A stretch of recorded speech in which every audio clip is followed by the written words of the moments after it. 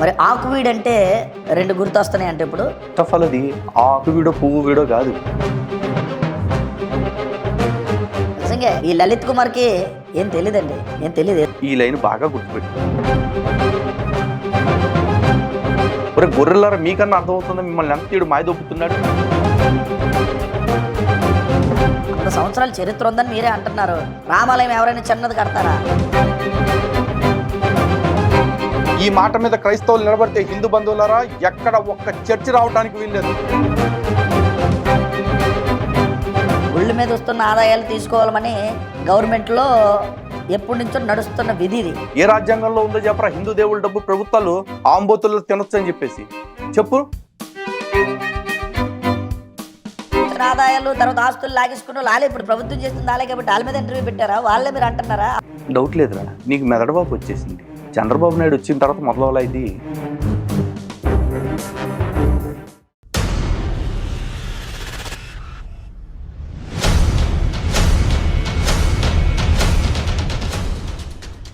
హిందూ బంధువులందరికీ జయ శ్రీరామ్. ఈ బాబా హడావుల్లో కొద్దిమంది గొర్రెల మీద ఫోకస్ చేయడం కుదరట్లా. సర్లే ఇడు ఫోకస్ చేయట్లేదు, కొన్నాళ్ళన్నా మనం సేఫ్గా ఉందామని ఆగుతున్నారా? లేదు, కెలికి మరి మనని కౌంటర్ చేసేలాగా చేసుకుంటారు. ఒరే మా కత్తికి 2 వైపులా పదును ఉంటుందిరా. ఇటు స్వధర్మ ద్రోహుల మీద, అటు బయట శత్రువుల మీద ఏకకాలంలో యుద్ధం చేయగల కెపాసిటీ, క్యాలిబర్ మా సొంతం. ఎందుకంటే మేము ధర్మాన్ని నమ్ముకున్నాం, శాస్త్రాన్ని నమ్ముకున్నాం, సత్యాన్ని నమ్ముకున్నాం. మాకు ఎప్పుడు భయం ఉండదు, ఎప్పటికీ భయం ఉండదు. సో తాజాగా ఆకివీడు ఇష్యూ మీద గౌరవ ఉపసభాపతి శ్రీ రఘురామకృష్ణరాజు గారిని ఒకసారి ఇంటర్వ్యూ చేయడం జరిగింది. ఆ ఇంటర్వ్యూలో ఆయన అభిప్రాయాలు అడిగాను, అలాగే నా అభిప్రాయాలు కొని చెప్పడం జరిగింది. దీన్ని బేస్ చేసుకుని మరుగుదొడ్డి గారు ఉన్నాడు కదా, ఏమనుకోకండి, మరుగుదొడ్డి గారు ఉన్నారు కదా. కొంతమందికి మరుగుదొడ్డి గారు అంటే తెలియకపోవచ్చు.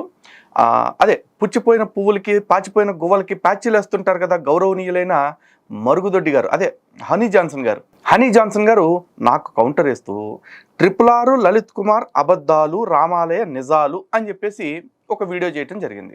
మరి అందులో మేము ఏం అబద్ధాలు చెప్పాము, ఇప్పుడు ఆ సదరం మరుగుదొడ్డి గారు ఏం నిజాలు చెప్తున్నారు, దీని గురించి మాట్లాడేద్దాం. రండి మరుగుదొడ్డి గారు. మీలో చాలా మంది కన్ఫ్యూజన్ ఉండొచ్చు, ఏంటి ఎప్పుడు లేని మరుగుదొడ్డి గాడికి ఎంత మర్యాద ఇస్తున్నాడు లలిత్ కుమార్ అని చెప్పేసి. ఎందుకో మీకే తెలుస్తుంది, లేదు చూడండి. మొదటిగా లలిత్ కుమార్ అండ్ RRR గారికి నా హృదయపూర్వకమైన శుభాభివందనాలు, నమస్కారాలు. ఎందుకంటే గౌరవిస్తూనే మిమ్మల్ని మాట్లాడతాను నేను. ఇక నుంచి వీడియోలు చాలా హానరబుల్గా చేయాలని, చాలా గౌరవంతో చేయాలని నేను ఆశపడుతున్నాను. కాబట్టి ఎవరిని నేను దూషించను, ద్వేషించను, ఎవరిని నేను తోలనాడను, ఇష్టానుసారంగా మాట్లాడే పరిస్థితి తేను, అలాగని బూతులాడను. చూశారు కదా మరుగుదొడ్డి గారిని నేను ఎలా గౌరవించాను అంటే, ఇప్పుడు ఆయన నన్ను బూతులాడను అంటున్నాడు, అలాగే నేను కూడా ఆయన బూతులాడట్లా, కేవలం ఆయన పేరుని ఆంధ్రీకరించి చెప్తున్నాను. ఎందుకంటే జాన్ అంటే ఏంటి, ఆ టాయిలెట్ ఇంగ్లీష్ మీనింగ్, దాన్ని నేను ఆంధ్రీకరించి మరుగుదొడ్డి అని చెప్పేసి చెప్పాను.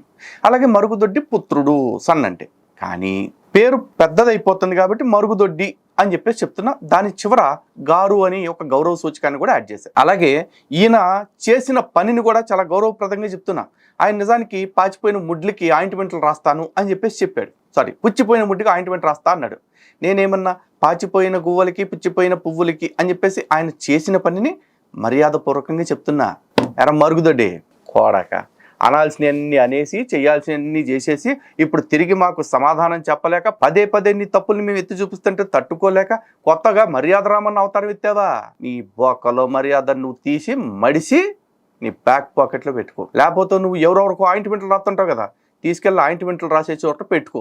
మర్యాద వస్తాడంట, మర్యాద తోక్కడాగడు. అందులో RRR గారిని ఇంటర్వ్యూ చేస్తూ RRR గారిని మొదట పొగిడాడండి. ఎవరో ఈ మన లలిత్ కుమార్ పొగుడుతూ ఒక విషయం అన్నాడు. మరి ఆకువీడు అంటే రెండు గుర్తు వస్తున్నాయి అంటే ఇప్పుడు ఒకటి రామాలయం, రెండోది RRR అట. ఒకటి రాముడు గుర్తు వస్తున్నాడు ఆకువీడిని చూస్తే, రెండోది రఘురామరాజు గారు గుర్తు వస్తున్నారని చెప్పడం జరిగింది. సరే ఎవరు గుర్తొస్తున్నారు సెకండరీ, కానీ ఫస్ట్ ఆఫ్ ఆల్ అది ఆకువీడో పువ్వు వీడో కాదు, ఆకివీడు. నువ్వు దేని గురించి వీడియో చేస్తున్నావో ఆ ఊరి పేరు మీద సరిగా పలకటం ప్రాక్టీస్ చేయలేదు. నువ్వు ఆ ఊరు పేరేంటో కరెక్ట్గా తెలుసుకునే పరిస్థితి లేదు. నువ్వు మా ఇంటర్వ్యూలో ఉన్న తప్పుల్ని, డోలతనాన్ని ఎండగడతావా? ఎందుకున్నా మరుగు నీకు? ఇది ఎంత హాస్యాస్పదం అంటే నిజంగా ఆకువీడు అనే చోట చాలా హాస్యాస్పదం రే. అదే కదరా నేను చెప్తున్నా, ఆకి వీడిని పట్టేసుకుని ఆకు వీడు పువ్వు వీడు అని పేరు మారుతుంది నువ్వు. ఇది హాస్యాస్పదమే. మంది జనం ఉన్నారు, ఆ ఏరియా ఎంత పెద్దది. అలాంటి ఏరియాలో రాముడు గుడి త్రిబులార్ గారు మాత్రమే తనకి గుర్తొచ్చారట. ఆయన ఏమన్నాడు మొదటిగా వినండి. మళ్ళీ ఎందుకులే సారు, నేను అన్న డైలాగే చెప్తున్నావు. కాకపోతే నువ్వు అన్న డైలాగ్ అర్థం ఏంటి? ఇప్పుడు ఆ ఊళ్ళో ఎప్పటి నుంచో ఎంతో మంది ఉన్నారు, కానీ వీళ్ళిద్దరే గుర్తొత్తు ఏంటి అంటున్నావు. ఇప్పుడు తిరుపతి అనగానే తిరుపతిలో లక్షల మంది జనం ఉంటారు, కానీ వెంకటేశ్వర స్వామి గుర్తొస్తాడు. అలాగే కాకినాడ చాలా పెద్ద ఊరు, కాకినాడలో చాలా విశేషాలు ఉన్నాయి, కానీ కాకినాడ అంటే కాజాలు, ఆత్రేయపురం అంటే పూతరేకులు, బందర్ అంటే బందర్ లడ్డు, ఇట్లా గుర్తొస్తాయి కొన్నిటికి. అదే ఆ ఊరు స్పెషాలిటీ అవుతుంది. అలా అని చెప్పేసి పలానా ఊర్లో ఉండే పుల్లారావు ఎవడో వచ్చేసి అదేంటి మా ఊళ్ళో తినుబండారాల పేరు చెప్తావు, నేను లేనేటి అని కాలర్ ఎగరేసుకుని రాడురా ఎరుప. అట్టగే ఆ ఊళ్ళో ఇప్పుడు వివాదం ఆకివీడి గుడి మీద నడుస్తుంది. ఆ గుడి కట్టిస్తాను, అక్కడ ఉన్న వాళ్ళందరికీ కూడా చుచ్చు పోయిస్తాను అని చెప్పిన రఘురామరాజు గారు గుర్తొస్తున్నారు, కాబట్టి వాళ్ళిద్దరూ గుర్తొచ్చారని చెప్పా. ఇదా నువ్వు బయట పెట్టిన డొల్లతనం, ఇదా నువ్వు పెట్టిన అబద్ధాలు. మా హిందువులకేమో నిజంగా నా మీద విపరీతమైన అభిమానం. నన్ను ఏమన్నా అంటే తట్టుకోలేరు, ఎమ్మటే ఇట్లాంటి వీడియోలు పంపించి అన్న వీడికి కౌంటర్ చేయంటారు. ఏముంది ఇక్కడ కౌంటర్ చేయటానికి? వీడికి ఆక్కి పువ్వుకి తేడా తెలీదు, అదే సారీ ఆక్కి తేడా తెలీదు, అందుకే ఆకి వీడిని ఆకు వీడి చేశాడు. జనాంగాన్ని పక్కన పెట్టేసి, వారి యొక్క స్థితిగతుల్ని పక్కన పెట్టేసి, ఒరే నేను వాళ్ళ జనాంగాన్ని పక్కన పెట్టాల, వాళ్ళ జననాంగాల్ని పక్కన పెట్టలేదురా బాబు. నాకేం అవసరం వాటితోటి, నీకు అవసరం. మాకు కావాల్సింది అక్కడ రామాలయము, దాని తాలూకు ఇష్యూ ఏం జరుగుతుంది, అక్కడ ఏం ప్రచారం అవుతుంది, దాని వెనక ఉన్న వాస్తవాలు ఏంటి, దాని వెనక జరుగుతున్న కుట్రలేంటి, ఇది హిందూ సమాజం మొత్తానికి తెలియజెప్పాలనుకున్న పెద్దలు గౌరవ నియోజకవర్గ ఎమ్మెల్యే గారు మాకు ఇంటర్వ్యూ ఇవ్వడానికి ఒప్పుకున్నారు, ఇచ్చారు. దీంట్లో నువ్వు పిసుక్కున్నదే ఉందిరా తొండమొక్కడని. వారి యొక్క నివాసాలని, వారు ఉండే పరిస్థితులు అన్ని పక్కన పెట్టేసి ఆకుబీడు అంటే ఇప్పుడు ఎవరు గుర్తొస్తున్నారంటే రాముడు రాఘవుడు గుర్తొస్తున్నాడట. ఇది ఎంత హాస్యాస్పదం. మరి ఎంత త్రిబులార్ గారిని ఎత్తేయాలన్నా ఎంత అమాయకంగా ఇంటర్వ్యూ చేస్తావో నేను అనుకోలేదు. మరి నిజంగా ఈ లలిత్ కుమార్ కి ఏం తెలియదండి, ఏం తెలియదు. ఈ లైన్ బాగా గుర్తుపెట్టుకోరా, నాకేమీ తెలియదు అన్నావు. నేను ఇచ్చిన 7 సవాళ్ళు ఇంకా అలాగే ఉన్నాయి. అవి కాకుండా ఇంకో 2 అప్రాధాన్యమైన సవాళ్ళు ఇంకో 2 ఇచ్చా, మొత్తం 9 అయినాయి. ఆ 9ట్లో ఒక్కదానికి నువ్వు సమాధానం చెప్పావారా? ఒరే నాకు సమాధానం చెప్పు, ఒరే నాకు సమాధానం చెప్పు అని చెప్పేసి ఇప్పటికి 3 వీడియోలు చేశా. నువ్వు ఒక వీడియోలో ఏం చెప్పావు? నువ్వు ఏ వీడియో చేసినా నేను కౌంటర్ ఇస్తా అన్నావు. నేను కౌంటర్ చేసిన దానికి సమాధానం ఇవ్వకుండా నీకు తోచిన దానికి సమాధానం ఇస్తా, నీకు నచ్చిన దానికి సమాధానం ఇస్తా, నీకు నచ్చినప్పుడు ప్రశ్నిస్తా అంటే నీ బతికేంటో నీకు అర్థమవుతుందా? హిందూ బంధువులకి ఎక్కడేం సంబంధం లే, కానీ ఒరే గొర్రెలారా మీకన్నా అర్థమవుతుందా మిమ్మల్ని ఎంత తీడు మాయదొబ్బుతున్నాడు? మీ దగ్గర ఆడు వేరే పోజులు పెట్టేసి అన్నా నువ్వు తోపన్నా తురుమన్నా అనిపించుకుంటున్నాడు, మీరు అంటున్నారు. కానీ ఆడు నేను అడిగిన ఒక్కదానికి కూడా సమాధానం చెప్పలేక పొట్లాలు పట్టుకుని ఇట్లాంటి దిక్మాల వీడియోలు చేస్తున్నాడు. ఆకువీడు అంటే ప్రజలు నివసించే చోటు. ఆకువీడు అంటే ఒక ఊరు. రాముడు కాదు, అక్కడ రాఘవుడు కాదు, ప్రజలు నివసించే చోటు. దాన్ని రాముడు రాఘవుడుగా మీరు మార్చేస్తే అది మీ తప్పు అవుతుంది. అందుకని ప్రజాస్వామ్యాన్ని, ప్రజల్ని తోలనాడి ఎవరికో ఈ యొక్క గొప్పతనాన్ని ఆపాదించడం అనేది తప్పు. మరి వీడియో 22 నిమిషాలు ఉంది, దాంట్లో 4 నిమిషాలు ఈ సోదే చెప్పావు. 4 నిమిషాలు ఏంటి, 5.5 నిమిషాలు ఈ సోదే చెప్పావు. పైగా ప్రజాస్వామ్యానికి ముడిపెడుతున్నావు. అసలు ప్రజాస్వామ్యానికి, సోషలిజానికి, సెక్యులరిజానికి, ఎనార్కీ, మొనార్కీ, థియోక్రసీ వీటికి సంబంధం ఏంటి అసలు? అంటే ఏదన్నా ఆ టైంకి ఏ పదం గుర్తొస్తుంది వాడేసుకోవటమే, కొంచెం అన్న సిగ్గనిపిదా? రెండోదిగా ఒక విషయాన్ని మీతో నేను పంచుకుంటాను. ఇక్కడ గతంలోని అంటే మొదటిది అయిపోయింది, ఇప్పుడు నాకు ఆ ఊరు ఎలా గుర్తొచ్చిందని చెప్పటమే మొదట అబద్ధమా? అయిపోయింది డొల్ల. ఇక్కడ గతంలోని అయోధ్యలో రామాలయం కోసం 500 సంవత్సరాలు ఒక మతం కోసం పోరాడవలసి వచ్చింది. తిరిగి మరలా ఇప్పుడు ఆకువీడులో రామాలయం కోసం క్రైస్తవులతో పోరాడవలసి వస్తుంది అని చెప్తూ 100 సంవత్సరాలు చరిత్ర కలిగిన రామాలయం కోసం క్రైస్తవులతో పోరాడవలసి వచ్చింది అని ఇక్కడ ఏమంటారంటే, క్రైస్తవులతోనే అక్కడ రామాలయం దగ్గర గొడవలు జరిగాయి, 100 సంవత్సరాల చరిత్ర ఉంది అని మాట్లాడుతున్నప్పుడు రఘురామరాజు గారు ఏం చెప్పారంటే, అక్కడ అది చాలా చిన్న చోటు. ఆయన మాటలో విన్నారు కదా, చిన్న చోటులో మంచి శిల్పకళతో అద్భుతంగా దాన్ని పునర్నిర్మించాలి అని మాట్లాడడం జరిగింది. అక్కడ క్రైస్తవులే దీన్ని అడ్డుకుంటున్నారు అని మాట్లాడారు. దాని గురించి అసలు లలిత్ కుమార్ నీకు అసలు ఏం తెలుసు? ఆకుడు ఎప్పుడైనా వెళ్ళావా? ఆ ప్రాంతానికి వెళ్ళావా? అసలు అక్కడ ఏముందో నీకు తెలుసు? అసలు ఏమీ తెలియకుండా త్రిబులార్ గారు కూర్చున్నారని చెప్పేసి ఏదో మాట్లాడాలి కాబట్టి, ఇంటర్వ్యూ చేయాలి కాబట్టి, లేదా నీకు పేరు రావాలి కాబట్టి, పేరుతో పాటు డబ్బులు రావాలి కాబట్టి, అంతేనా? రఘురామరాజు గారి పేరు చెప్పుకొని అక్కడ అకౌంట్ నంబర్లు వేసుకొని మీరు దండుకోవాలి కాబట్టి, లేదంటే అలా అడుక్కోవాలి కాబట్టి ఇలా చేశారు అని అనుకోవచ్చా మేము? నీకు తోచింది అనుకోరా, నువ్వు ఇప్పుడు అనుకోవట్లా. ఇప్పుడు రఘురామరాజు గారు కాదు, నరేంద్ర మోడీని ఇంటర్వ్యూ చేసినా నా అకౌంట్ నెంబర్ నేనే ఇచ్చుకుంటా నా ఛానల్లో. నీ తీసుకొచ్చి ఇవ్వను కదా నేను, ఎందుకంటే ఇది నా ఛానల్లో. నా ఛానల్కి ఇంటర్వ్యూ ఇచ్చేవాళ్ళు నా మీద అభిమానంతో, నమ్మకంతో ఇస్తారు. నా ఛానల్కి ఒక ప్రోటోకాల్ ఏంటంటే, నా ప్రతి వీడియోలో అకౌంట్ నెంబర్స్ ఇచ్చుకుంటా. అది నాకు, నా సబ్స్క్రైబర్స్కి, నా డోనర్స్కి ఉన్న అనుబంధం. నేను ఇన్ని అకౌంట్ నెంబర్లు పెట్టినా సరే నా పోరాటాన్ని నమ్మి, నన్ను నమ్మి ఇప్పటికి 4,10,000 మంది సబ్స్క్రైబర్స్ వచ్చారు. మరి నువ్వు ఏ అకౌంట్ నెంబర్ పెట్టవు, నువ్వు అపరజ్ఞానివి, మరి నీ దగ్గర బీభత్సమైన సబ్జెక్ట్ ఉంది, మరి మరి నీ దగ్గర ఎందుకని 1.5 లక్షలు దాటట్లేదు చెప్పు. ఈ మాట ఎందుకు మాట్లాడుతున్నాను అంటే, ఒక 6 ఏళ్ల క్రితం వీడితో డిబేట్ చేద్దామని వెళ్తే వీడు ఒక మాట అన్నాడు, నీ ఛానల్కా నీకు తిప్పి కొడితే 10,000 మంది లేరు, నాకు 30,000 మంది సబ్స్క్రైబర్స్ ఉన్నారు అన్నాడు వీడు. ఆ డైలాగ్ నాకు గుర్తుంది. ఇంకా ఇప్పుడు కూడా ఆ ఇంటర్వ్యూలో ఆ బిట్టు భాస్కర్ రాజు గారి ఛానల్లో ఉంది. అందుకని నిన్ను పొల్లెట్టుకు వెళ్ళాను తప్ప వీడికి ఏదో తక్కువ ఉన్నారు, నాకేదో ఎక్కువ ఉన్నారు నా అహంకారం కాదు. నా సబ్స్క్రైబర్లందరి పట్ల నాకు విపరీతమైన గౌరవభావము, ప్రేమభావము, ఆత్మీయ భావం ఉంది కూడా. ఎందుకంటే నేను ప్రతిదీ కూడా ధర్మం కోసమే మాట్లాడతాను, ధర్మాన్ని తప్పకుండా మాట్లాడతానని నమ్మిన వాళ్ళే నాతో ఉన్నారు. మరుగుదొడ్డి అనవసరమైన టాపిక్లు సబ్జెక్ట్లోకి రా. ఎందుకంటే వీరికి పూర్తి వివరణ తెలియదు. అక్కడ ఏం జరిగిందో రఘురామరాజు గారికి పూర్తిగా తెలుసు, కావాలనే వారు మాట్లాడుతున్నారు. అక్కడ 100 సంవత్సరాల నుంచి రామాలయం అనేది లేదు. ఆకువేడి ప్రజలు అడిగితే చెప్తారు. అక్కడ ఉండేది గొంతమ్మ గుడి ఉండే, పూర్వీకులు పూజించే గొంతమ్మ గుడి. అక్కడ నందమ్మను కూడా పూజించేవారట. అలాంటి ఒక చిన్న ప్రదేశంలో ఆ గుడి ఉందని, ఆ చిన్న ప్రదేశంలో ఆ గుడి ఉందన్న సంగతి రఘురామరాజు గారికి తెలుసు. అందుకే చిన్న ప్రదేశం అది. ఆ చిన్న ప్రదేశంలో మేము ఆ రామాలయం నిర్మించాలని అనుకుంటున్నామని ఆయన చెప్పడం జరిగింది. బాగా వినాలి. రామాలయం చిన్నగా ఉండడం ఏంటి? 100 సంవత్సరాల చరిత్ర ఉంటే పెద్ద రామాలయం ఉండాలి, చిన్నది ఉండదు ఏంటి? 100 సంవత్సరాల చరిత్ర ఉందని మీరే అంటున్నారు. రామాలయం ఎవరైనా చిన్నది కడతారా? అంటే 100 సంవత్సరాల క్రితం ఉండే వాళ్ళకి ఇప్పుడు మరుగుదొడ్డిగాడు అని ఒక 100 సంవత్సరాల తర్వాత ఒక తొండగాడు వస్తాడండి, ఆడొచ్చి చిన్న గుడి ఉంటే రామాలయం కాదని సర్టిఫికెట్ ఇస్తాడండి అని ఆలోచించలేదురా వారిని. తొండమొక్క కూడా నీ బతుక్కి అసలు ఈనాడు నిజం చెప్పడం చేత కాదు, కనీసం చెప్పి అబద్ధాన్నైనా తిన్నగా చెప్పడం చేతే సావుదారా? రామాలయం అంటే చిన్నగా ఉండకూడదని రాజ్యాంగంలో రాశాడా? చెప్పు, నాకు తెలియక అడుగుతున్నాలే. అక్కడ రామాలయం చిన్నదే అంటే అగ్గిపెట్టంతో ఈ సెల్ ఫోన్ అంతో లేదురా బాబు. 100 గజాల పైనే ఉంది. 100 గజాలు అంటే నీలాంటి అడ్డంగా సంపాదించుకునేవాడికి చాలా చిన్న స్థలమేమో. మేము ధర్మంగా బతికేవాళ్ళం కాబట్టి మాకు 50 గజాల్లో కట్టుకున్న గుళ్ళు ఉన్నాయి, అడుగుల్లో కట్టుకున్న గుళ్ళు కూడా ఉన్నాయి. 50 అడుగుల్లో 100 అడుగుల్లో కట్టుకున్న దేవాలయాలు కూడా ఉన్నాయి. దేవుడు 50 అడుగుల గుళ్ళో ఉన్నాడా, 50 ఎకరాల గుళ్ళో ఉన్నాడా అని మేము ఆలోచించం. ఎక్కడున్నా దేవుడు దేవుడే. అందుకే మా గ్రామ దేవత ఆలయాలు చూడు, అవి చిన్నగా ఉన్నా సరే పెద్దగా ఉన్నా సరే. మాకు హైదరాబాద్లో చూసినట్లయితే బల్కంపేట ఎల్లమ్మ తల్లి గుడి చాలా పెద్దది, జూబ్లీ హిల్స్ పెద్దమ్మ తల్లి గుడి చాలా పెద్దది. అలాగే కొన్ని చోట్ల పోచమ్మ తల్లి ఆలయాలు చాలా చిన్న ఉంటాయి. ఇక్కడ అమ్మకు బోనాలు చేసుకుంటాం, అక్కడ అమ్మకు మేము బోనాలు చేసుకుంటాం. అలాగే రాముడు అయోధ్యలో ఉన్న రాముడే, భద్రాచలంలో ఉన్న రాముడే, ఒంటిమిట్టలో ఉన్న రాముడే, మా కుగ్రామంలో ఉన్నా కూడా రాముడు దేవుడే, రాముడే. అంతేగాని సైజును బట్టి రాముడు, సైజును బట్టి రామాలయం అని సర్టిఫై చేయడానికి చివరికి గుడ్డొచ్చి పిల్లని ఎక్కిరిచ్చిందని చెప్పేసి నువ్వు గొర్రెలు వచ్చి మాకు గుడి అట్ట కట్టుకోవాలో నేర్పుతున్నాయి. ఒరే నువ్వు పెద్ద పుడింగి గడ్డగా అక్కడ 100 సంవత్సరాల నుంచి ఉన్న రామాలయం కాదు, గొంతెమ్మ గుడి అని. ఫస్ట్ ఆఫ్ ఆల్ గొంతెమ్మ కాదు, గొంతెమ్మ అనేది వాళ్ళు పిలుచుకునే పేరు. అక్కడ అమ్మవారి పేరు గొంతేలమ్మ లేదా గొంతేనమ్మ అని పిలుస్తారు. సరే, ఇప్పుడు నీ లెక్క ప్రకారం చూసుకుందాం. ఓ పని చేయి, నువ్వు పెద్ద పీకుడు గడివి, నీకు అన్నీ తెలుసు కదా. రఘురామరాజు గారికి మాకు ఏమీ తెలియదులే కానీ నువ్వు అన్నీ తెలుసు కదా. వెళ్ళి ఆ ఊరి యొక్క రెవెన్యూ రికార్డ్స్, ఆర్ఎస్ఆర్ రికార్డ్స్, లేకపోతే మా భూమి మీ భూమి అని యాప్ ఉంటుంది కదా, వాటిల్లోకి వెళ్ళిపోయి ఇప్పుడు ఈ చుట్టుపక్కల ఉన్న ఇళ్ళన్నిటికీ కూడా సరౌండింగ్ కింద ఏముంది, రామాలయం అని రాశారా, గొంతేనమ్మ గుడి అని రాశారా, ఇది తీసుకుని ఇదిగో చూసుకో, 100 ఏళ్ల నుంచి కూడా రెవెన్యూ రికార్డ్స్లో గొంతేనమ్మ గుడి అనే ఉంది అని చెప్పేసి పట్రా కాగితం. నష్టమే ఉంది. ఇప్పుడు ఒకవేళ అక్కడ నువ్వు తీసుకొచ్చిన రికార్డు ప్రకారం అక్కడ గొంతేనమ్మ గుడి ఉన్నా ఇప్పుడు మేము రామాలయం కట్టుకోకూడదంటానికి ఏం రూల్ లేదే. పైగా దేశం అంతా చూసింటారు దేవుడి ముఖం కూడా.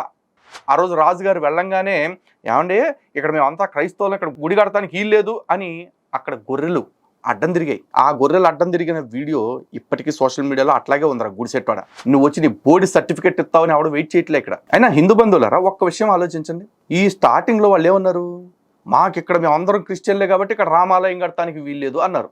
అలాగే ఆ తర్వాత వెళ్ళి దాడి కూడా చేశారు. ఆ తర్వాత ఎప్పుడైతే కోర్టు తీర్పు వచ్చిందో, ఆ తర్వాత ఎప్పుడైతే రఘురామకృష్ణరాజు గారు గట్టి ఉడుంపట్టు పట్టారో దెబ్బకి స్టోన్ మార్చేసి అక్కడ మాకు రామాలయం వద్దు, మా గ్రామదేవత గొంతేనమ్మే కావాలి అన్నారు. సరే, గొంతేనమ్మ ఇప్పుడు కావాల్సి వచ్చింది. మరి గొంతేనమ్మ గుడి ఇన్నాళ్ళు ఏమైపోయింది? అక్కడ గొంతేనమ్మకి పూజలు ఎందుకు మానేశారు? పైగా మాకు అవసరమైతే ఇక్కడ రామాలయం కట్టుకుంటాం, ఆ పక్కన గొంతెనమ్మని కట్టుకుంటాం. అది మా ఇంటర్నల్ మ్యాటర్. మధ్యలో ఈ పాస్టర్ గడికి, ఈ మరుగుదొడ్డి గడికి, ఈ తొండమొక్క వాడికి ఏంట్రా సంబంధం? నువ్వెవడు అసలు మాట్లాడటానికి? అక్కడ మేము గుడి కట్టుకోవాలా, గొంతెనమ్మని పెట్టుకోవాలా, లేకపోతే ఒక గొండ్రాయిని పెట్టి పూజ చేసుకుంటామా? మా ఇష్టం రా. అది మా హిందుత్వానికి సంబంధించిన విషయం, మా హిందువులకు సంబంధించిన విషయం. నువ్వెవడు వాళ్ళకి వకాలత్ పుచ్చుకుని రావటానికి? ఆలోచించండి హిందువులరా, ఈ కుట్ర వెనకాల ఏ మిషనరీ మాఫియా పనిచేస్తుందో స్పష్టంగా అర్థమైపోతుందిగా. వీళ్ళందరూ భుజాలు తడుకుంటూ వస్తున్నారంటే కేవలం ఇది గొర్రెల తాలూకు పంచాయతీ. అక్కడ ఒక లుచ్చగాడు ఉన్నాడు ఇస్మాయిల్ అని చెప్పేసి. ఆ ఇస్మాయిల్ గాడు ఇంత డ్రామా ఎందుకు మొదలెట్టాడు? గొంతెమ్మ కోసమా? ఆడికి నిజంగా గొంతెమ్మ తల్లి మీద అంత ప్రేమ ఉన్నప్పుడు మరి ఆడి పేరు ఇస్మాయిల్ అని మార్చేసుకోవాలి, ఏ రసామని పెట్టుకుని రావాలి ఇక్కడికి. వస్తాడాడు? ఆహా, అది మాత్రం చేయడు. ఎందుకు? ఎందుకంటే అక్కడ కావాల్సింది హిందూ ఆలయం రాకుండా చేయటం, అది మాత్రమే. 500 సంవత్సరాల ఉద్యమం తర్వాత రామాలయాన్ని కట్టుకుంటే ఈ దేశంలో ఉన్న పందులు, గొర్రెలు, పిశాచాలు, ఎర్రకుక్కలు అన్నీ ఎలా ఉత్సలు పోసుకుంటున్నాయో, ఇప్పుడు ఆకివీడులో కూడా రాముల ఆలయం అంత భవ్యంగా వచ్చేస్తే ఇక్కడ కూడా మత మార్పిడి మాఫియా ఆటలు సాగవేమో. మెల్లమెల్లగా ఈ మత మార్పిడి మాఫియాను కూడా రఘురామకృష్ణరాజు గారు ఆ నియోజకవర్గం నుంచి తరిమి కొట్టేస్తారేమో అన్న భయంతో ఉత్స పోసుకొని ఈ డాష్ గారు ఇట్లా మాట్లాడుతున్నారు. పైగా వీడు వీడియో ముందేం పెట్టాడు, వీళ్ళంతా అబద్ధాలు చెప్తున్నారు అన్నాడు. ఒరే, మేము అబద్ధాలు చెప్తున్నాం వాగటం కాదు, మేము చెప్పిన అబద్ధం ఏంటో నిరూపించి మాట్లాడరా మొండా. అలా నీకు ఒకవేళ ఇంటర్వ్యూ చేయాలనుకుంటే రఘురామరాజు గారినే కాదు నువ్వు మాట్లాడవలసింది. అక్కడికి వెళ్ళి 60,000 మంది నుంచి 70,000 మంది ఉన్నారంటే గడప గడపకి వెళ్ళి ఒకవేళ నువ్వు ఇంటర్వ్యూ చేయాలంటే, నిజ నిర్ధారణ చేయాలంటే నువ్వు వెళ్ళి చెయ్యి, అప్పుడు మాట్లాడు. రఘురామరాజు గారు అబద్ధం చెప్తున్నారు 100 సంవత్సరాల నుంచి అక్కడ. ఎరా, ఈ నక్క దోసకాయ మోకం వేసుకుని ఆ కుక్క తెలివితేటలతో ఏమైపోదామనరా? ఇప్పుడు మేము గుడి కట్టుకోవాలంటే ఊరు వెళ్ళి ఇంటింటికి వెళ్ళి ఎంక్వైరీ చేసుకోవాలి. ఇప్పుడు ఆ నియోజకవర్గంలో ఆకివీడు మండలంలో మాత్రమే 131 అక్రమ చర్చిలు, అంటే అనుమతి లేని చర్చిలు ఉన్నాయట. వాటికి నోటీసులు ఇచ్చారులే. మరి ఇప్పుడు ఆ 131 చర్చిలోళ్ళు ఈ 60-70 వేల మంది దగ్గరికి వెళ్ళి, ఏమండి అక్కడ మేము చర్చి కట్టుకోవచ్చా, ఏమండి ఇక్కడ మేము ఏసి చెక్కెట్టుకోవచ్చా అని అడిగారా? అంటే ఈ దేశంలో, హిందూ దేశంలో మేము మాత్రం కొంపకి తిరిగి ఏమంటే రాముని పెట్టుకుంటామండి అని అడుక్కోవాలా? సిగ్గు లేకుండా మీరు కదరా కట్టుకుని అనుమతి లేని చర్చికి, అక్రమ చర్చికి కూడా మా దగ్గరకు వచ్చి బెచ్చమెత్తుకుని డబ్బులు తీసుకెళ్ళేది. నుంచి అక్కడ రాముడి గుడి లేదు, ఆకువీడులో లేదంటే లేదు, ఇది నిజం. ఆకివీడులో రామాలయం లేదు, ఓకేరా, కాసేపు నీ మాటకే ఉంటా. ఇప్పుడు కట్టుకోవాలనుకుంటున్నావురా? మేం కట్టుకోవాలంటే నీ బొంగులో పర్మిషన్, నీ బొచ్చులో గొర్రెగాళ్ళ పర్మిషన్ మాకు కావాలా?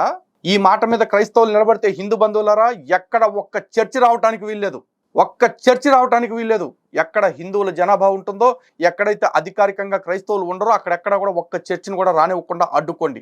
రాజ్యాంగబద్ధంగా అడ్డుకునే హక్కు మనకుంది, స్వేచ్ఛ మనకుంది. వీళ్ళ జనాభా 1.8% అఫీషియల్గా ఉన్నప్పుడు వీళ్ళు ఇన్ని నాటకాలు దొబ్బుతున్నారంటే 10.8%కి వస్తే వీళ్ళు మనం బతకనిస్తారా? హిందువులు ఆలోచించుకోండి. ఎంతకాలం నేను ముస్లిమ్స్ మాత్రమే కొంచెం క్రూరంగా ఉంటారు, లేకపోతే తీవ్రవాద భావజాలంతో ఉంటారనుకున్నా వాళ్ళు బయటపడుతున్నారు, వీడు బయటపడట్లేదు అంతే. వాళ్ళు నల్ల త్రాసులు అయితే వీళ్ళు గోధుమ త్రాసులు, అంతే తేడా. ఇద్దరు విషపు ఆలోచనలతోనే ఉన్నారు. ఇక్కడ మరొక విషయాన్ని ప్రస్తావించారంటే వీరిరువురు మాట్లాడుకుంటూ లలిత్ కుమార్ అంటాడు, మరి హిందూ దేవాలయాలు కట్టుకోవాలన్నా పునర్నిర్మించుకోవాలన్నా ప్రభుత్వాలకి మేము పర్మిషన్ అడగాల, పర్మిషన్ మాకు అవసరమా? మరి హిందూ దేవాలయాల మీద వస్తున్న ఆదాయాలు, అలాగే హిందూ దేవాలయాలకు సంబంధించినటువంటి ఆస్తుల్ని లాగేసుకుంటున్నారు ప్రభుత్వం అని మాట్లాడడం జరిగింది. మరి ఇది ఎంతవరకు నిజమో అబద్ధమో వారి మాటల్లోనే చూడండి, తర్వాత నేను మాట్లాడతాను, వినండి ఒకసారి. ఈ రోజున హిందూ ఆలయానికి సంబంధించిన హిందూ ఆలయానికి సంబంధించిన డబ్బుల్ని హిందువుల దగ్గర ఎటువంటి అనుమతులు తీసుకోకుండా ప్రభుత్వాలు లాక్కుంటాయి. కానీ ప్రభుత్వాలు మాత్రం మళ్ళీ ఏమంటే మేము గుడి కట్టుకోవాలంటే వాళ్ళ అనుమతులు తీసుకోవాలంటే. ఇప్పుడు అదే మరి ఎంత అనుమతులు తీసుకోవాలని రూల్స్ మాట్లాడుతున్న పెద్ద మనిషి ఎవడైతే ఉన్నాడో, మీరు చెప్పే ఆ సోకాల్డ్ అరకోటిగాడో నీలకోటిగాడో ఎవరో ఒకడు, వాళ్ళకి ఈ విషయం అర్థం కావట్లేదా? గుడితో పోటీ పడి మీకు మాత్రమే పర్మిషన్లు వద్దా, మాకు కావాలా అని అడుగుతున్నారు. మరి మీ డబ్బులు మాత్రమే ప్రభుత్వాలు తీసుకోవాలా, మా చర్చకు వచ్చే ఆదాయం కూడా ప్రభుత్వాలు ఎందుకు తీసుకోవాలని అడుగుతారా? అదే అడగట్లా. అదే కాక అసలు ప్రభుత్వం టాక్స్ పేయర్ మనీని మత ప్రచారానికి వాడటం నేరం. కరెక్ట్. కట్టే చేయడం వేస్తా అన్నట్టుగా మరి కొన్ని ప్రభుత్వాలు, ఏ ప్రభుత్వమైనా కావచ్చు, అలాగా మత ప్రచారానికి అన్నారు కదా. హిందూ దేవాలయాల మీద వస్తున్నటువంటి ఆదాయాన్ని, హిందూ దేవాలయాల ఆస్తుల్ని ప్రభుత్వాలు లాగేసుకుంటున్నాయంట. వినండి, ప్రభుత్వాలు లాగేసుకుంటే జలా శ్రవణ్ కుమార్ అనే లాంటి వారు ఎవరైతే ఉన్నారో వాళ్ళు ఇప్పుడు ఆ గుడి మీద ఏం చేశారంటే ప్రస్తుతానికి ఆపాలని కోర్టులకి అర్జీ పెట్టారు. ప్రస్తుతానికి దాన్ని ఆపారు, తర్వాత తీర్పు వస్తే దాన్ని కట్టుకోవాలి లేకపోతే ఆగిపోవాలని ఇప్పుడు కోర్టులో నడుస్తుంది ఆ కేసు. దానికి గాను ప్రభుత్వం పర్మిషన్ ఇస్తేనే కట్టుకోవాలా, మేము హిందూ దేవాలయాల మీద వస్తున్న ఆదాయాలు ఆస్తుల్ని ప్రభుత్వాలు బలవంతంగా లాగేసుకుంటున్నాయి అన్నట్టుగా మాట్లాడలేదా ఈ లలిత్ కుమార్? ఒకసారి ఆలోచించండి. మరి గుళ్ళ మీద వస్తున్న ఆదాయాలు మాత్రమే మీరు తీసుకున్నారు కదా, మా చర్చల మీద వస్తున్న ఆదాయాలు కూడా తీసుకోవాలని మాట్లాడాలి కదా అని అన్నారు. బానే ఉంది, మంచిదే. గుళ్ళ మీద వస్తున్న ఆదాయాలు తీసుకోవాలని గవర్నమెంట్ లో ఎప్పటి నుంచో నడుస్తున్న విధి ఇది. చర్చిల మీద వస్తున్న ఆదాయాలు తీసుకోమని ఎక్కడ కూడా గవర్నమెంట్ విధి పెట్టలేదు కదా. వారి పువ్వ హిందూ దేవాలయాలు డబ్బులు తీసుకోమని కూడా ఎక్కడ విధి లేదు. ప్రభుత్వాలు లాక్కొని హిందువులు విధి లేక మూసుకు కూర్చుంటున్నారు. ఏ రాజ్యాంగంలో ఉందో చెప్పరా హిందూ దేవుళ్ళ డబ్బు ప్రభుత్వాలు ఆంబోతులు తినొచ్చు అని చెప్పేసి? చెప్పు. నీకు రాజ్యాంగం తెలీదు, నీ నల్లొట్ల పుస్తకం తెలీదు, మా హిందూ గ్రంథాల గురించి తెలీదు, మనుషుల గురించి తెలీదు, సమాజం గురించి తెలీదు. ఆకు వీడికిను ఆకి వీడికి తేడా తెలీదు. ఎందుకురా నీకు? గవర్నమెంట్ పెట్టాలి కదా అని అంటున్నారు కదా, అలా అడగాలి కదా అని అంటున్నారు. నువ్వు చెప్పు గవర్నమెంట్కి. గుళ్ళ మీద వస్తున్నటువంటి ఆదాయాన్ని తీసుకుంటూ ఉన్నప్పుడు, గుడి ఆస్తులు మీరు లాగేసుకుంటూ ఉన్నప్పుడు, మరి చర్చల మీద మాకు పర్మిషన్ అడుగుతూ ఉన్నప్పుడు నువ్వు ఇక్కడ ఇంటర్వ్యూలో అడగడం కాదు, ఇదే మాట నువ్వు కోర్టులో అడుగు, కేసే. ఇదే మాట నువ్వేం చేయాలంటే ఇప్పుడు ప్రభుత్వాన్ని నడుపుతున్న ఆంధ్రప్రదేశ్లోని డైరెక్ట్గా చంద్రబాబు నాయుడు గారి దగ్గరికి వెళ్ళి అడుగు. అట్టగా అన్న నువ్వేం చెప్తే అదే చేస్తాం మేము, మా పని లేదు కదా. పెచ్చ పుష్పంగా ఎరా మా గుడి కట్టుకోవాలో లేదో అని కోర్టుకు వెళ్ళింది ఎవడు? జడాశ్రవణం. అలాగే మా గుళ్ళల్లో ఆదాయాలు ఎట్లా తీసుకున్నారు అట్టాగే చర్చిల్లో ఆదాయం కూడా తీసుకోవాల్సిందని వెళ్ళాల్సింది కూడా వాళ్ళే. మరి వెళ్ళమను ఒరకొక్క నాకు చెప్తావేంటారా సలహా?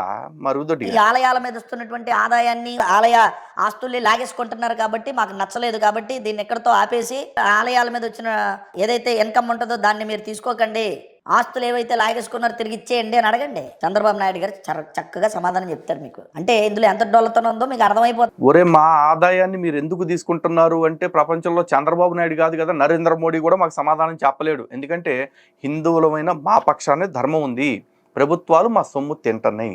దీనికి ఎవరూ సమాధానం చెప్పలేరు. ప్రభుత్వం కళ్ళు మూసుకొని లేదు. చంద్రబాబు నాయుడు మీద ఇంటర్వ్యూ పెట్టినట్టుగా ఉంది ఇక్కడ, ఆయన మీద ఇంటర్వ్యూ పెట్టినట్టుగా ఉంది ఇక్కడ. మీరేమి ఆకువీళ్ళలో ఉన్న రామాలయం కోసం ఇంటర్వ్యూ పెట్టినట్టు లేదు, చంద్రబాబు నాయుడు గారి కోసం వాళ్ళ ప్రభుత్వం కోసం ఇంటర్వ్యూ పెట్టినట్టుగా ఉంది. వారే ఇదంతా చేస్తున్నారు. ఆ దేవాలయం మీద వచ్చిన ఆదాయాలు తర్వాత ఆస్తులు లాగేసుకున్న వాళ్ళే ఇప్పుడు ప్రభుత్వం చేస్తుంది వాళ్ళే కాబట్టి వాళ్ళ మీద ఇంటర్వ్యూ పెట్టారా? వాళ్ళే మీరు అంటున్నారా? డౌట్ లేదురా, నీకు మెదడుబాబు వచ్చేసింది, అందుకే అది తెలివి చూపిస్తాను. ఇప్పుడు చంద్రబాబు నాయుడు వచ్చిన తర్వాత మొదలవలా ఇది ఊరు పుట్టక ముందు నుంచి మా దేవాలయాల సొమ్ములు ప్రభుత్వాలు తింటానే ఉన్నాయి. గతంలో మీ గుర్రన్నయ్య ఉన్నాడు కదా, మీ గుర్రన్నయ్య కూడా ఆయన నవరత్నాయులు పథకాలన్నిటికీ కూడా మా దేవాలయాల సొమ్ముతోటే జనాలకు ఆయిలు పూశాడు. నీకు సోదిగా. చివరిగా ఒక మాట చెప్తానండి నేను. ఇక్కడ ఏమంటారంటే అందరూ ట్యాక్సులు కడుతున్నారు, మన ఆంధ్రప్రదేశ్లోని ఉన్న ప్రజలందరూ కూడా అన్ని విధాలుగా ట్యాక్సులు కడుతున్నారు. వస్తున్న ట్యాక్సుల్లోనే కొంత భాగాన్ని ఇక్కడ ఎవరైతే ఈ హానరోరియం అని కొంతమందికి ఇవ్వడం జరుగుతుంది. ఇది జీవో ఉంది. దీన్ని 3,000 నుంచి సుమారుగా 20,000 దాటి కూడా ఈ యొక్క హానరోరియం ఇవ్వడం జరుగుతుంది. ఇందులో మాస్టర్స్ ఉన్నారు, అట్లాగే మరి మొల్లాస్ ఉన్నారు, అట్లాగే పంతులు ఉన్నారు, ఇంకా ఇతరత్ర శాఖలకు సంబంధించిన వారు చాలా మంది ఉన్నారు. మరి వారందరికీ కూడా గవర్నమెంట్ జీవో ప్రకారమే హానరోరియం ఇస్తుంటే వీళ్ళు ఏదో క్రైస్తవులకు మాత్రమే ఈ యొక్క పాస్టర్స్కి 5,000 రూపాయలు ఇచ్చినట్టుగా 5,000 రూపాయలు ఇస్తున్నారండి. పాస్టర్లకి 5,000 రూపాయలు ఇచ్చినట్టుగా వీళ్ళిద్దరూ మాట్లాడుకున్న ఎంత హాస్యాస్పదమైనటువంటి ఇంటర్వ్యూ ఇది. 5,000 రూపాయలు పాస్టర్స్ మీరు ఇస్తున్నారు కదా, ఇది ప్రభుత్వానికి ప్రజలు, ఆంధ్రప్రదేశ్ ప్రజలు కడుతున్నటువంటి ట్యాక్స్ లోంచి తీసి ఇస్తున్నారు కదా, ఆ ట్యాక్సెస్ లోంచి తీసుకొని ఇస్తూ ఉన్నప్పుడు మరి ఎంతవరకు సమంజసం ఇదని అన్నప్పుడు త్రిబుల్ గారు అంటున్నారు, దీన్ని నేను ఖండించాను, ప్రభుత్వానికి కూడా ఇది తెలియజేశాను అని అంటున్నారు. అంటే టోటల్గా ప్రభుత్వం చేసిన పనులన్నీ కూడా వీరికి నచ్చలేదు. సర్వమత సమ్మేళనంతో పాస్టర్స్కి, ముల్లాస్కి, అలాగే పంతులకి, ఇంకా ఇతరత్ర శాఖలకు సంబంధించిన వారందరికీ కూడా ప్రభుత్వం జీవో రిలీజ్ చేసి ఈ యొక్క హానరోరియం ఇస్తూ ఉంటే వీళ్ళకి నచ్చలేదట. ఓరే పులకేసి, నీకు హానరోరియంకి శాలరీకి తేడా తెలీదు, అలాగే ట్యాక్స్కి ఫండ్కి తేడా తెలీదు. అందుకే నువ్వు ఇలా మాట్లాడుతున్నావు, అందుకే నువ్వు ఇలా పాస్టర్గా తయారైపోయావు. ఫస్ట్ ఆఫ్ ఆల్ ఇక్కడ హిందువులకు కూడా కొంత క్లారిటీ కావాలి కాబట్టి ఒక విషయం చెప్తా వినండి. పాస్టర్లకు ఇస్తున్న జీతాలు ఒక్కొక్క పాస్టర్కి 5,000 రూపాయల లెక్కన 8,427 మంది పాస్టర్లకి ప్రతి నెల ఇస్తున్నారు. అలాగే 5,000 మసీదుల్లో ఉండే ఇమాములకి, మౌజాన్లకి ఒక్కొక్కరికి ఇమాంకి 10,000, మౌజాన్కి 5,000 ఒక నెలకి చొప్పున ఇస్తూ ఉన్నారు. అలాగే ఆలయాలకు వచ్చేపటికి హిందూ దేవాలయాలు సుమారు 5,500 దేవాలయాల్లో పనిచేసే అర్చకులకి ఒక నెలకి 10,000 రూపాయలు గౌరవ వేతనం ఇస్తున్నారు. అయితే ఇక్కడే అసలు మెలుకుంది. చర్చి పాస్టర్కి ఇచ్చే 5,000 5,000 పాస్టర్కే, ఇమాంకి ఇచ్చే 10,000 10,000, మౌజాన్కి ఇచ్చే 5,000 5,000 వాళ్ళిద్దరికే వస్తున్నాయి. అలాగే గుడి పూజారికి ఇచ్చే 10,000 రూపాయల్లో కేవలం 7,000 రూపాయలు మాత్రమే పూజారి గారికి గౌరవ వేతనము. మిగతా 3,000 పడితారం ఖర్చులు, అంటే పూజ సామాగ్రి కోసము, పూజా ఐటెం నైవేద్యాల కోసం ఖర్చుల కింద ఇస్తున్నారు. అయితే ఇక్కడున్న అతిపెద్ద డిఫరెన్స్ ఏంటి అంటే మా దేవాలయాల నుంచి ప్రభుత్వాలు వేల కోట్ల రూపాయలు ఆదాయంగా తీసుకుంటూ మాకు నెలకు వచ్చేపాటికి కనీసం 1 కోటి రూపాయలు కూడా ఇవ్వట్ల. అయితే ఇక్కడ అర్థం చేసుకోవాల్సింది ఏంటి అంటే ఈ దేవాలయాల్లో పనిచేసే పూజారులకు ఇచ్చే డబ్బు అంతా కూడా, పడితారం కింద ఇచ్చే డబ్బులంతా కూడా ప్రభుత్వాలు మా దేవాలయాల నుంచి తీసుకున్న సొమ్ములే. ఆ సొమ్ములు తీసుకుని అందులో నుంచి కొంత భాగాన్ని అర్చకులకి ఇస్తున్నాయి. ఏది? ధూపదీప నైవేద్యాలు లేని ఆలయాల్లో పనిచేస్తున్న అర్చకులకి. ఇందులో ప్రభుత్వం నుంచి వస్తున్న డబ్బు ఒక్క పైసా కూడా లేదు. మేము ఎవడ డబ్బు ముష్టెత్తుకోవట్లేదా ఊరకుక్క. కానీ చర్చి పాస్టర్కి ఇచ్చే డబ్బులు ఏ చర్చి నుంచి దోచిస్తున్నారా? మరి ఇమాంకి మౌజాన్కి ఇచ్చే డబ్బులు ఏ మసీదు నుంచి కొట్టుకొచ్చిస్తున్నారు? నువ్వు కంపేర్ చేస్తున్నావు కదా, వీళ్ళకి వాళ్ళకి అందరికి ఇస్తున్నారని. మా సొమ్ము మాకు ఇస్తున్నారు. నీకు ఇచ్చేది ఎవడమ్మ మొగుడు సొమ్ము? అది అడుగు. నీకు ఇచ్చే సొమ్ములో విగ్రహారాధికులు కట్టిన పన్నులు ఉన్నాయి. విగ్రహారాధికులు పెట్టే ప్రసాదం తినడానికి పురిటి నొప్పులు పడే మీరు విగ్రహారాధికులు పెట్టే డబ్బులు, విగ్రహారాధకులు కట్టే పన్నుల్లో నుంచి డబ్బులు తినడానికి చెయ్యేలా వస్తుంది, నోరేలా వస్తుంది రా సిగ్గులేనోడా. పైగా ఏదో కంపారిజన్. అభివృద్ధి కార్యక్రమాలకి సర్వమత సమ్మేళనంతో అందరికీ సమపాలలో వారు అందిస్తున్నటువంటి ఆ యొక్క ఫలాలకి వీళ్ళిద్దరు గండి కొడుతున్నట్టుగా, వీళ్ళిద్దరు వ్యతిరేకిస్తున్నట్టుగా ఇంటర్వ్యూ జరగలేదా? కేవలం క్రైస్తవుల్ని పేరుకి చూపిస్తున్నారు. అంటే వీళ్ళకి చాలా నచ్చలేదు ఇక్కడ. అలా హానరోరియం తీసేస్తే పాస్టర్లు ఒక్కరికి కాదు, లలిత్ కుమార్ అండ్ త్రిబులార్ గారు మొత్తం అందరికీ తీసేస్తారు. ఇక్కడ మొల్లాస్కు ఉండదు, తర్వాత క్రైస్తవుల్లో పాస్టర్స్ ఉండదు, ఇతరత్ర మరి ఉన్నటువంటి ఎవరైతే ఉన్నారో హిందువుల్లో ఉన్నటువంటి పురోహితులకు ఉండదు. ఒరే యదవా, ఫస్ట్ ఆఫ్ ఆల్ పురోహితులకు హానరోరియం లేదు. పురోహితుడికి అర్చకుడికి తేడా తెలుసుకుని సావు. అర్చకుడు అంటే ఆలయంలో పనిచేసే వాళ్ళు, పురోహితులు అంటే గ్రామంలో ఇంటింటికి వెళ్ళి గృహస్థుల చేత క్రతువులు జరిపించేవాళ్ళు, పురం యొక్క హితాన్ని కోరుకునేవాళ్ళు. వాళ్ళు ఏమి భారతదేశం మొత్తాన్ని ఒక మతరాజ్యంగా మార్చడానికి ప్రయత్నం చేసేవాళ్ళు కాదురా. మీకులాగా దేవుడా, నాయన, తండ్రి, ఈ లోకం మొత్తాన్ని నీ రాజ్యంగా మార్చేయని ఆయన అట్ట కోరుకోరాళ్ళు. లోకా సమస్త సుఖినో భవంతు అని కోరుకుంటారు. అలాంటి పురోహితులు ఈ రోజు కూడా మాకు పెన్షన్ కావాలి, మేము బతకలేకపోతున్నాం, దేహి అని అడగట్ల. సంవత్సరంలో సగానికి పైగా కాలము శూన్యమాసాలని, అధిక మాసాలని, మూఢమని, కత్తెరలని ఇలా పోతూ ఉన్నా వాళ్ళు మాత్రం ఎవరి దగ్గర చెయ్యి చాపట్లేదు. వాళ్ళ కష్టార్జితంతో వాళ్ళు ఊరికి ఉపకారం చేసి వచ్చిన ఆదాయంతో బ్రతుకుతున్నారు. మరి మీర్రా పైగా ఆపేస్తారు అందరికీ అంటున్నావు. మా సంక్షేమ పథకాలు, మాకిచ్చే పథకాలు ఆపడానికి నువ్వేడు వాళ్ళెవర్రా పువ్వా? మా పథకాలన్నీ మేము రైట్ రాయల్గా మా డబ్బులతో జరుపుకుంటున్నాం. నీకు తెలుసా, మాకు హిందువుల్లో అర్చకుల పిల్లలకు వచ్చే పథకాలన్నిటికీ వాడుతున్న డబ్బు కూడా దేవాదాయ శాఖ డబ్బుల నుంచే ఇస్తున్నారు. గతంలో మీ దేవుడన్నే పెట్టిన పథకాలైనా, లేకపోతే ఇప్పుడు చంద్రన్న పెట్టిన పథకాలైనా సరే, అన్ని పథకాలు కూడా అర్చకులకి ఇచ్చేవి అర్చక వెల్ఫేర్ ఫండ్లో నుంచి, లేకపోతే కామన్ గుడ్ ఫండ్లో నుంచే డబ్బులు తీసుకుని ఇస్తున్నారు. మా పూజారులకి మా డబ్బులతో రైట్ రాయల్ గా మేము పోషించుకుంటున్నాం. ఆలయం పునర్నిర్మాణం చేస్తుంటే క్రైస్తవులు ఆపినట్టుగా అసలు అక్కడ 100 సంవత్సరాల నుంచి అంటారు. ఇదండి మ్యాటర్. ఇదే రొట్ట మాట్లాడుతూ ఉంటాడు. చూసారు కదా, దర్జాగా ధైర్యంగా బతుకుతున్న హిందువులు ఎప్పుడు దమ్ముతూనే ఉంటారు. ఈడు అన్ని అబద్ధాలే అని చెప్పేసి ఒక్క అబద్ధాన్ని కూడా ఎస్టాబ్లిష్ చేయకుండా సొల్లు వాగేసి వీడియోని మామ అనిపించాడు. క్రైస్తవులు నిజంగా సిగ్గున్నట్టయితే ఒక్కడన్నా కింద అడగండిరా, అరే అన్న వాళ్ళు మాట్లాడింది ఏంటి, నువ్వు మాట్లాడేది ఏంటి, నువ్వు ఏం బయట పెడతానన్నావు, ఏం బయట పెట్టావు? మళ్ళీ ఈ ఇంటర్వ్యూలో కూడా వాళ్ళ డొల్లతనం బయట పెడతానని నీ డొల్లతనమే బయట పెట్టుకున్నావు కదా, ఎందుకన్నా మాకు ఈ టార్చరు అని చెప్పి అడగండిరా. అలా గుడ్డిగా చేసే మాకండ్రా, అని ఎవరికన్నా చూపించండిరా బాబు, అని అలాగ వదిలే మాకండ్రా. చూసారుగా హిందూ బంధువులరా, ఇది ఆడు తప్పుల్ని బయట పెట్టలేడు. ఎందుకంటే లలిత్ కుమార్ తప్పు చేయడు. So clear and evident. కానీ లలిత్ కుమార్ చేసేది, లలిత్ కుమార్ మాట్లాడేది, లలిత్ కుమార్ చెప్పేది తప్పని నిరూపించడం కోసం గత 10 ఏళ్లుగా ఎంతో మంది ప్రయత్నం చేస్తూనే ఉన్నారు. ప్రయత్నం చేసిన ప్రతివాడు బొక్కబొరల పడుతూనే ఉన్నాడు. అండ్ ఇన్ఫాక్ట్ ఏదన్నా తెలిసి తెలియక 1-6 పొరపాట్లు జరిగితే ఆడవాడు బయట పెట్టేదేంటి, నేనే ఒప్పుకుంటా పొరపాటు జరిగింది, దయచేసి క్షమించండి, నెక్స్ట్ టైం రిపీట్ అవ్వకుండా చూసుకుంటా అని చెప్తా ఇఫ్ ఎట్ ఆల్ తప్పు జరిగితే. బట్ ఆ భగవంతుడి ఆశీస్సుల వల్ల ఇప్పటి వరకు ఆ పరిస్థితి రాలేదు. అందుకు ముందుగా నా గురువులకి, భగవంతుడికి మరొకసారి హృదయపూర్వకంగా ధన్యవాదాలు తెలియజేసుకుంటున్నాను. అదేవిధంగా నా వెన్నంటి నిలిచి లలిత్ కుమార్ తప్పు చేయుడు అని నమ్ముతున్న హిందూ బంధువులందరికీ మరొకసారి హృదయపూర్వకంగా పాదాభివందనాలు తెలియజేసుకుంటున్నాను. జై శ్రీరామ్, భారత్ మాతాకి జై.